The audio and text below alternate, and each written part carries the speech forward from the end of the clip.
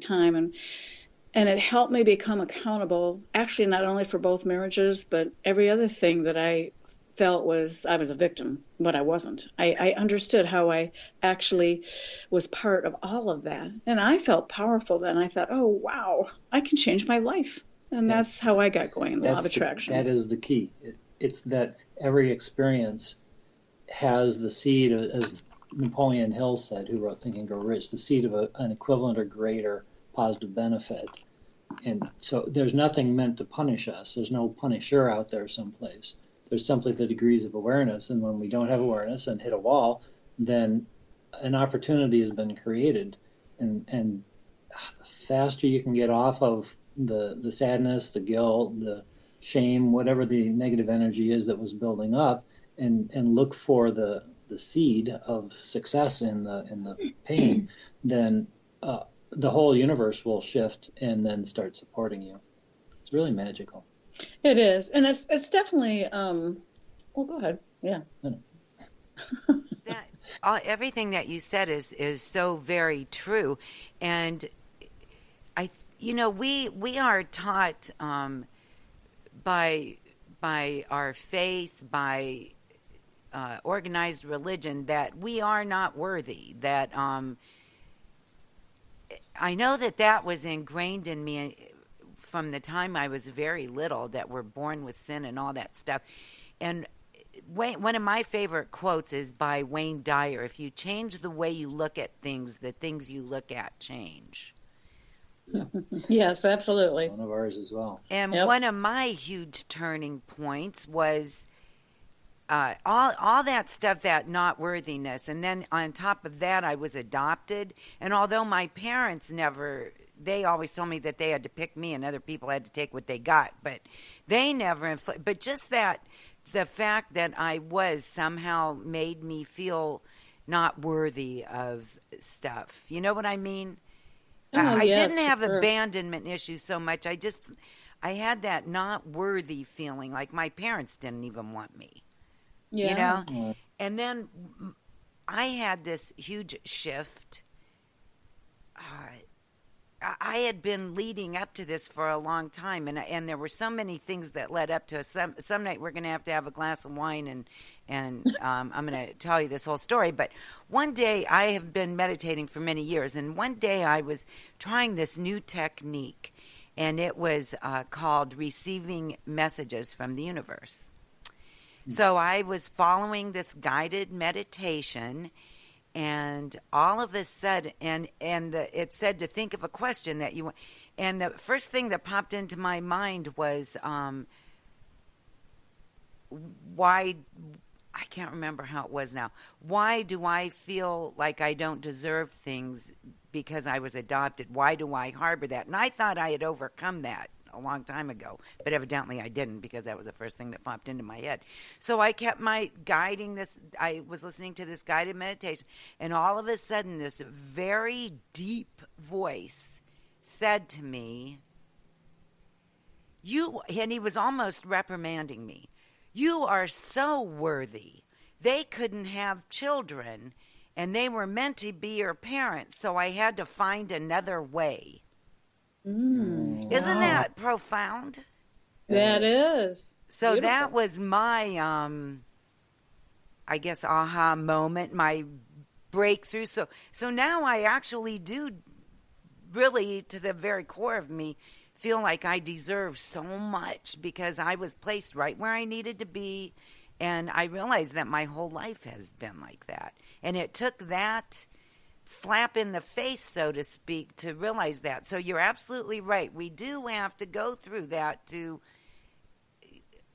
sometimes it's to learn our own worth. Sometimes it's just to see that there are other ways to live, that we have to understand all the pain that we go through is for lessons, and that it's not because we don't deserve to be happy. Yeah, right. It's just sort of a natural byproduct of the creative process. It's the way we look at it. Oh, that's a beautiful way to look at it. Thanks. Yeah, just it makes it a lot easier. One of the things that we've noticed, certainly when I coach, and I mostly coach women, because I really enjoy that women are so much more connected to this guidance. And if they've been pushed off of it from, as you say, like the various childhood things, then women tend to come back more quickly this you seem to have been maybe taught, or maybe it's genetic, have ability to reconnect with that feeling place.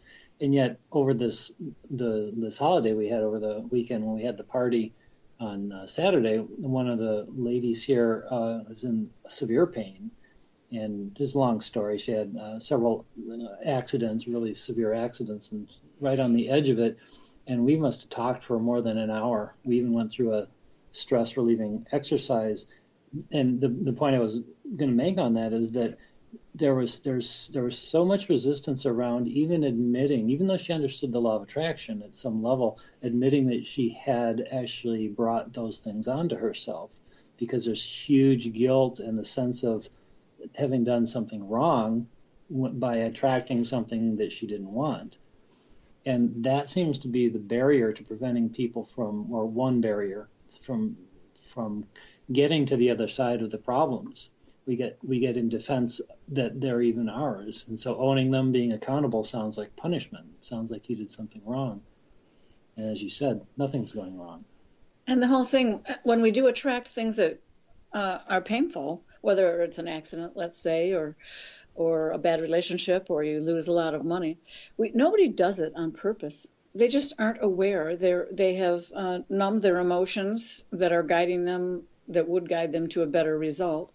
And so, therefore, they have this experience, and it's like a wake-up call in a way, because that's the hard part, to realize how all of this works, and yet not kick yourself for doing stuff that was painful in the past, because we don't do it on purpose. Nobody does. Right. And you know what? That is the hard part. It's a hard thing for people to comprehend that. Why is it? Why is it so difficult for us to understand that? Oh, there's so many reasons. How much time do we have? 2 days. We'll have a marathon. Oh, that's good. Well, there's a couple of things. The one that actually I learned recently, I hadn't really even thought about it, was our school systems. And nothing against our educators or other. I have my mom taught in school. That's part of one of the things she did. And yet the school systems they tend to teach pass and fail.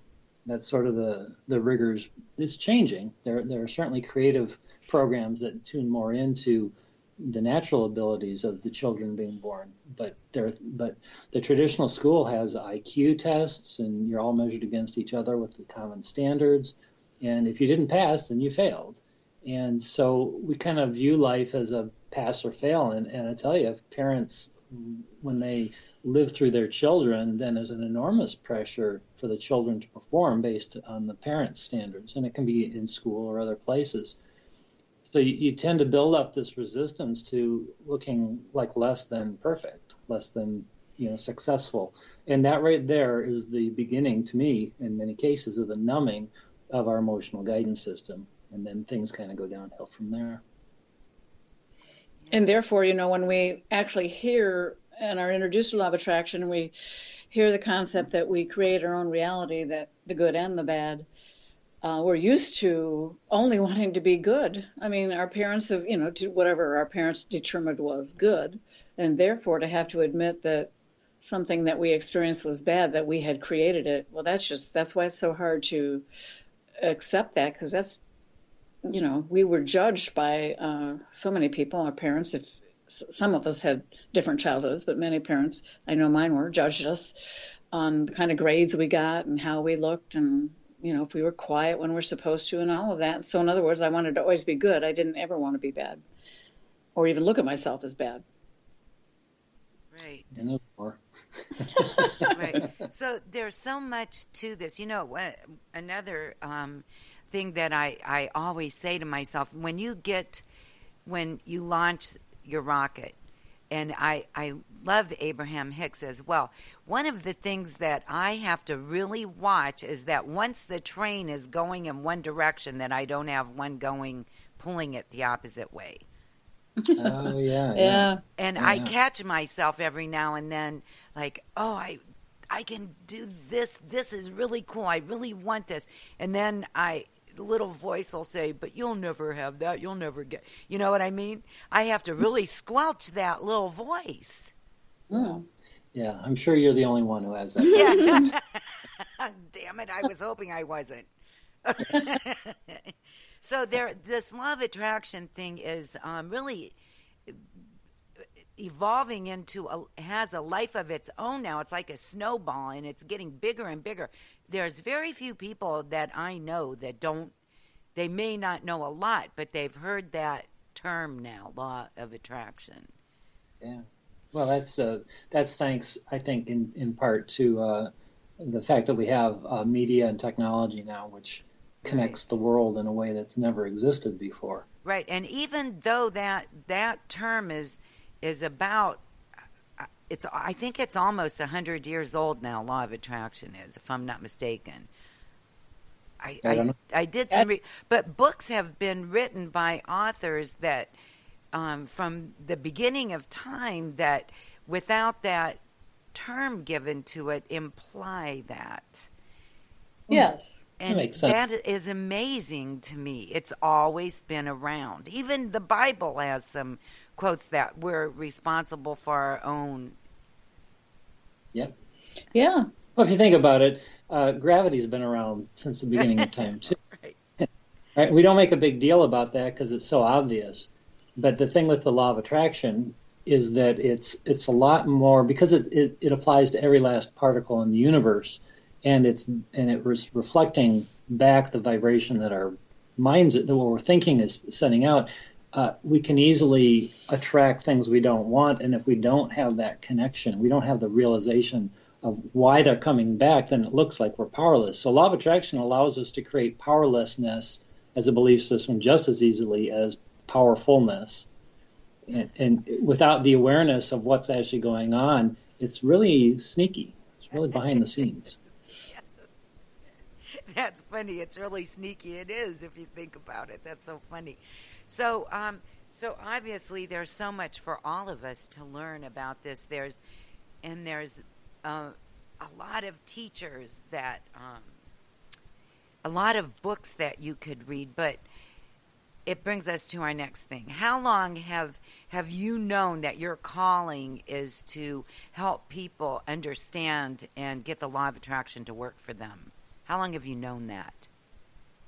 Well, we both had that awareness at a little bit different times. When we first, I think it was in January 2007, where we watched the movie The Secret, the DVD, and I was very drawn to it. It just made sense to me. I'd always been paying attention to my emotions as far as in the business I was in before. I realized all along throughout 28 years in a home party plan that when I was feeling good and happy and in that great place of emotions, that I always got the results I wanted. I didn't understand it was law of attraction, but I saw it all the time. When I was happy at the parties, I'd get bookings. If I wasn't, and so I purposely started always changing the way I was thinking before I went to the show, so I was in a good feeling place.